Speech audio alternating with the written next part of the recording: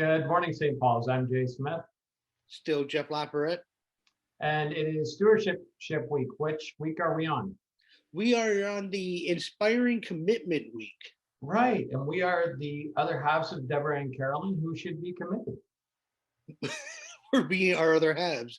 100%. Totally agree. Exactly. Announcements this week. Friday night is Pubs and Pews. So please come out and join us 7 o'clock, I believe. The link will be in the newsletter. Wednesday at 4 o'clock is Dr. Anna. Please come out and get your questions asked about the pandemic and everything else going on. May 14th, there is a mental health workshop at noon. I don't know if they'd let us into that. It might be about us.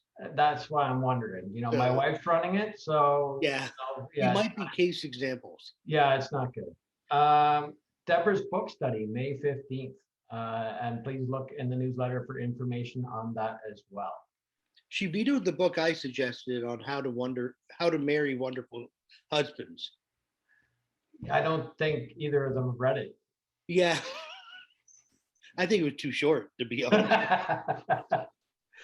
So this week we have another amazing guest.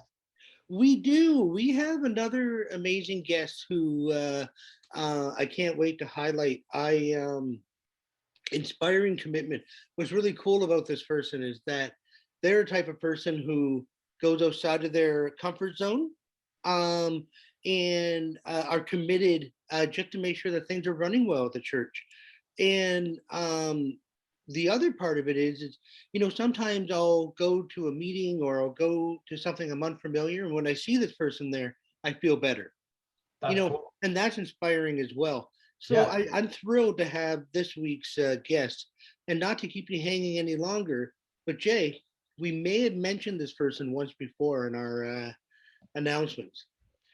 Once or twice. Yeah, because they may or may not be responsible on top of many of their responsibilities for the weekly announcements or bi-weekly announcements. So ladies, gentlemen, and everyone else, welcome Candy Allen.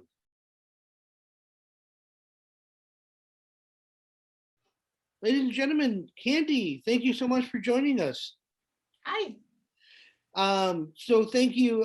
Yes, we've already let people know this week is about inspiring commitment, and we wanted to bring you on because we thought you were a really great representative of that. So we should have a couple of questions for you. You good with that? Yeah. All right.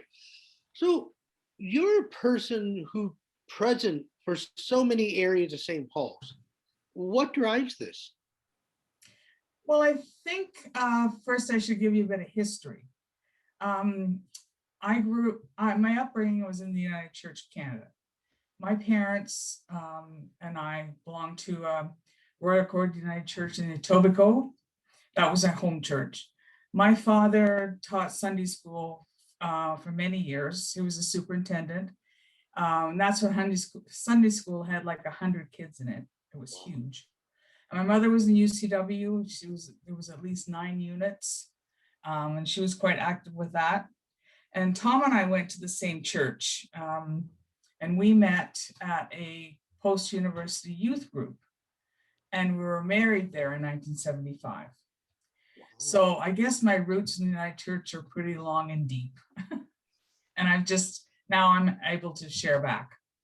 But in these COVID times, the church community keeps me busy with my communications team and my newsletter, council secretary, and busy with my MP work. But it has helped me learn new things, and it has helped me through the difficult COVID times. So I feel the church has given me purpose. Thank you. You know, it's funny because, you know, to imagine church giving purpose, and Jay and I experience it as well, right? That we're not in church, and yet I find that we're almost more involved now than we had been, because it takes a village to bring this in, like your newsletters and so on. So I get it. So I guess the next part is, so as we continue to contribute, right? And as people continue to come together, whether it's in church or out of church, how do you get someone to go outside their comfort zone? right, to participate in church events and committees. Yeah, I think I'm going to address the comfort zone issue first. And talking about somebody being outside their comfort zone, it's like me right here, right now.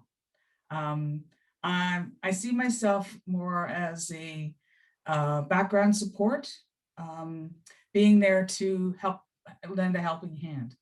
For me to stand up in front and speak, I'm not comfortable, but I'd rather be there to help people. Sometimes when I think of committees and events, church events, and people think of endless meetings, and there are lots of meetings. And I think this past year with the COVID, we've been able to do it on Zoom, which has helped a lot because people don't have to go out in the middle of winter night to the church for a meeting. But on the other hand, the personal contact is very much missed. So I would totally encourage anybody to participate in church events and committees. They really are fun, and it's a great way to stay connected with church, make new friends, and help the church as a community.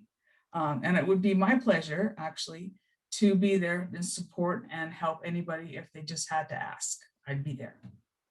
And I know Thank- for a fact that you have been, and Yep. you've done it for me, and you've done it for Jay, and even when people told you not to. Thank you for. I don't listen. Oh well, thank goodness, thank goodness. Thank you so much for joining us today. We are thrilled that you did step out of your comfort zone to do this, and we know that just by this example, there might be other people who might say, "Oh, I'm not sure I'd be comfortable doing that, but maybe this." You would be a great person for us to be able to connect them to. Yeah, And say, I "Hey, would connect. this is it." Yep, So definitely. Okay. thank you so much. Thank you for letting me share, guys. Oh, no problem. So we're going to say goodbye, St. Paul's. Thank you for everything. Keep being safe, keep being kind. And everybody, we got to do our jazz hands. Bye, St. Paul's. Bye. Bye.